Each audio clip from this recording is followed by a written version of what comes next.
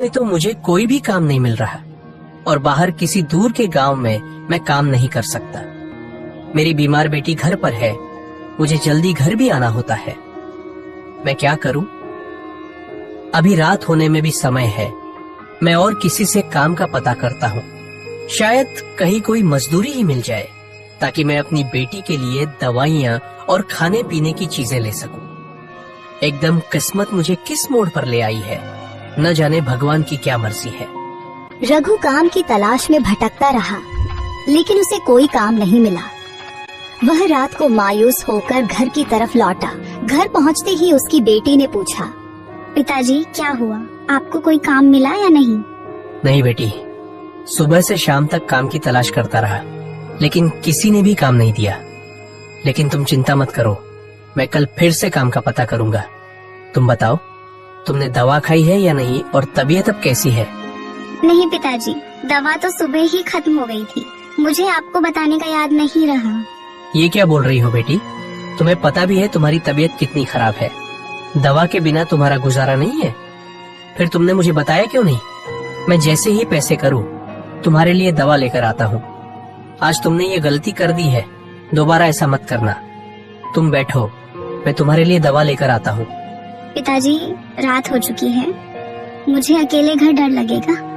अब आप रहने दीजिए। वैसे भी आपके पास तो पैसे भी नहीं है, फिर मेरी दवा कैसे लाएंगे?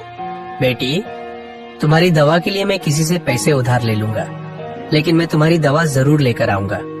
तुम थोड़ा इंतजार करो। नहीं पिताजी, आप रहने दीजिए, सुबह ले आएंगे। मेरी तबीयत अब कुछ बेहतर है।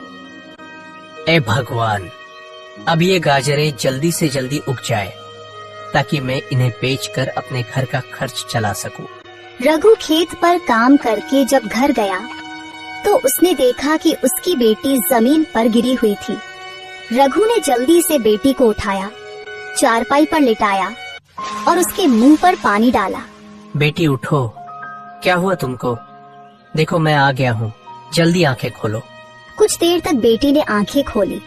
रघु को भी समझ आ चुकी थी कि एक दिन दवा न लेने की वजह से उसकी बेटी की यह हालत हुई है। मुझे जैसे भी करके अपनी बेटी के लिए दवा लानी होगी। मेरे पास जीने का एक ही सहारा है। अगर इसे भी कुछ हो गया तो मैं तो जीते जी मर जाऊंगा। मैं आज ही दवा लेकर आऊंगा। बेटी, तुम अपना ख्याल रखो, मैं तुम्हारे लिए दवा लेकर आता हूँ। और हाँ, बिल्कुल भी उठना नहीं, मैं थोड़ी ही देर में आ जाऊंगा। अपना ख्याल रखना। रघु सीधे अपने एक दोस्त के पास गया जो दूसरे गांव के जमींदार का नौकर था। दूसरे गांव का जमींदार लोगों को सूद पर पैसे देता था। रघु सीधे उसके पास गया और जाकर बोला, अर्जुन भाई, मुझे पैसों की बहुत सख्त जरूरत है। मेरी बेटी के लिए दवा लेनी है। मुझे अपने मालिक से कुछ रकम सूद पर उधार दिला दो। तुम्हारी बहुत मेहरबानी होगी। रघु, मैं तुम्हें पैसे तो दिला दूंगा, लेकिन मेरा मालिक बहुत खतरनाक आदमी है और वह सूद भी बहुत ज्यादा लेता है। अगर तुम समय पर पैसे नहीं दे सके तो वह तुम्हारे साथ अच्छा व्यवहार नहीं करेगा, बल्कि तुम्हारा खेत रख लेगा। अच्छी तरह सोच समझ लो।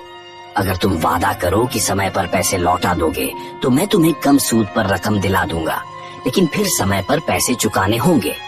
अर्जुन भाई, मैं समय पर रकम अदा कर दूंगा। मुझे बस 3 महीने का समय चाहिए। मैंने अपने खेत में गाजरें लगा दी है। जैसे ही वे उगेंगी मैं सारी गाजरें बेचकर पैसे लौटा दूंगा।